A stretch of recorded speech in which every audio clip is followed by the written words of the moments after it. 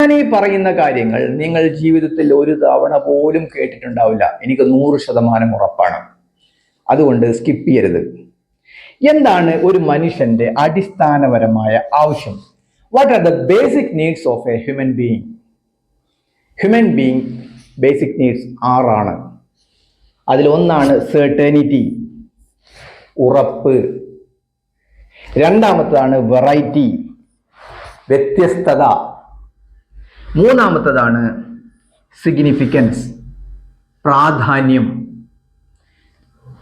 നാലാമത്തതാണ് love and connections. അഞ്ചാമത്തതാണ് growth, വളർച്ച. ആറാമത്തതാണ് contribution, സംഭാവന നൽകുന്നത്.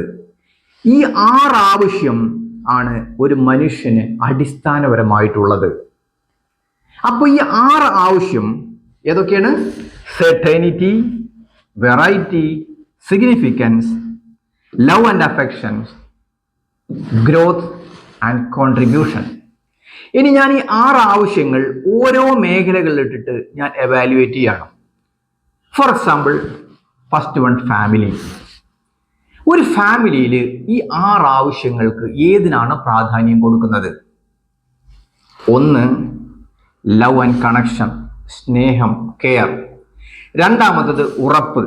ഒരു കുടുംബം കെട്ടിപ്പടുക്കുന്നതാണ്, അതിന് ഉറപ്പ് വേണം, ഭദ്രത വേണം. ഇതിനാണ് ഏറ്റവും കൂടുതൽ പ്രാധാന്യം കൊടുക്കുന്നത്. സംഭാവന, മറ്റുള്ളവരെ സഹായിക്കുക ആവാം, it is not a compulsion. പക്ഷേ love and connections and certainty ഇത് നിർബന്ധമായിട്ട് വേണം. അതുകൊണ്ടാണ് നമ്മളെ പഴമക്കാർ, പഴയ ആളുകൾ ഐഡന്റിക്കൽ സാഹചര്യങ്ങളിലുള്ള, ഒരേ സാഹചര്യങ്ങളിലും ഒരേ ഫിനാൻഷ്യൽ സെറ്റപ്പിലും ഒരേ ഫാമിലി ബാക്ക്ഗ്രൗണ്ടിലെ ആളുകളുടെ പരസ്പരം കല്യാണം കഴിച്ചിരുന്നത്. ഇത് ഈ കാലഘട്ടത്തിൽ ആളുകൾ അക്സെപ്റ്റ് ചെയ്യുന്നില്ല എന്നതുകൊണ്ടാണ് കൂടുതൽ ഫാമിലി പ്രോബ്ലംസ് ഉണ്ടാവുന്നത്. അപ്പോ എന്ത് സംഭവിക്കും? ഈ 6 ആവശ്യങ്ങളിൽ പ്രാധാന്യമായിട്ട് അർഹിക്കേണ്ട ആവശ്യം ഒരേ സെറ്റപ്പിൽ വളർന്ന, ഒരേ വിദ്യാഭ്യാസ സംസാരമുള്ള, ഒരേ സാഹചര്യത്തിൽ ഒരേ ഭൂപ്രകൃതിയിൽ വളർന്ന ആളുകൾക്ക് കോമൺ ആയിരിക്കുമെന്ന് നമ്മളെ പഴയ ആളുകൾക്ക് അറിയാം. അതുകൊണ്ടാണ് അവർ പല കാര്യങ്ങൾക്കും ഒരേപോലത്തെ ഫാമിലി സെറ്റപ്പ് ആണോ എന്ന് ആഗ്രഹിക്കുന്നത്. അതിന് തുരങ്കം വെക്കുന്ന ഏത് ഫാമിലി ബന്ധങ്ങളാണോ, ഞാൻ എടുത്തൊന്നും ഞാൻ പറയുന്നില്ല, that become failure.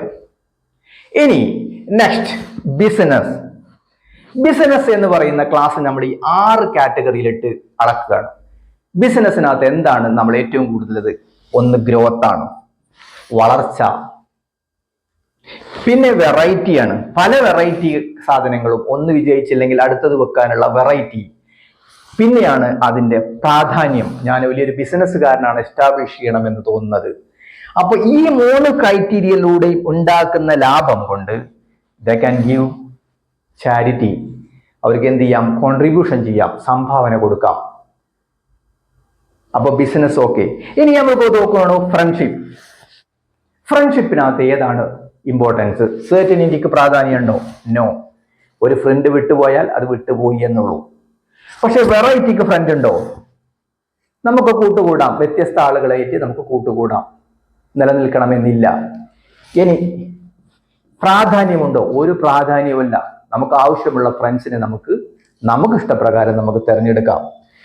Love and connection ആണോ? വേണം, എങ്കിലേ അത് നിലനിൽക്കുകയുള്ളൂ. ഗ്രോത്തിന് ഒരു കോൺട്രിബ്യൂഷൻ. നമുക്ക് ജോയിന്റ് ആയി വെഞ്ചർ തുടങ്ങുമ്പോൾ ഫ്രണ്ട്ഷിപ്പ് കൂടെ നമുക്ക് ആരെങ്കിലും സഹായിക്കാൻ സാധിക്കും. അപ്പൊ ഇവിടെ പറയുന്നത് ഇൻ ജനറൽ വ്യത്യസ്തമായ സാഹചര്യങ്ങളിലും വ്യത്യസ്തമായ ജീവിതത്തിന്റെ പല തുറകളിലും, അത് സൗഹാർദ്ദമാകട്ടെ, ബിസിനസ് ആകട്ടെ, ഫാമിലി ആകട്ടെ, പൊളിറ്റിക്സ് ആവട്ടെ, റിലീജിയൻ ആയിരിക്കട്ടെ, രാജ്യമാവട്ടെ, ഇതിനകത്ത് കോമൺ പ്ലാറ്റ്ഫോമിൽ എത്ര കണ്ട് 2 വ്യക്തികൾക്ക് യോജിച്ച് വരാൻ സാധിക്കുന്നുവോ ദാറ്റ് വിൽ സക്സീഡ്. അപ്പോ ഒരാളെ സംബന്ധിച്ചിടത്തോളം അവർക്ക് തൊഴിലിനാണ് പ്രാധാന്യം കൊടുക്കുന്നത്. ലവ് ആൻഡ് കണക്ഷൻസിന് പ്രാധാന്യം കൊടുക്കുന്നില്ല എന്ന് പറഞ്ഞു കഴിഞ്ഞാൽ അത് രണ്ട് പേർക്കും, ആണിനും പെണ്ണിനും ഈക്വൽ ആണെങ്കിൽ that will succeed, otherwise it will break. Thank you. I am doctor Ali. എൻ്റെ വെബ്സൈറ്റ് സന്ദർശിക്കുക, aliarimbrasdentalclinic.com. Thank U.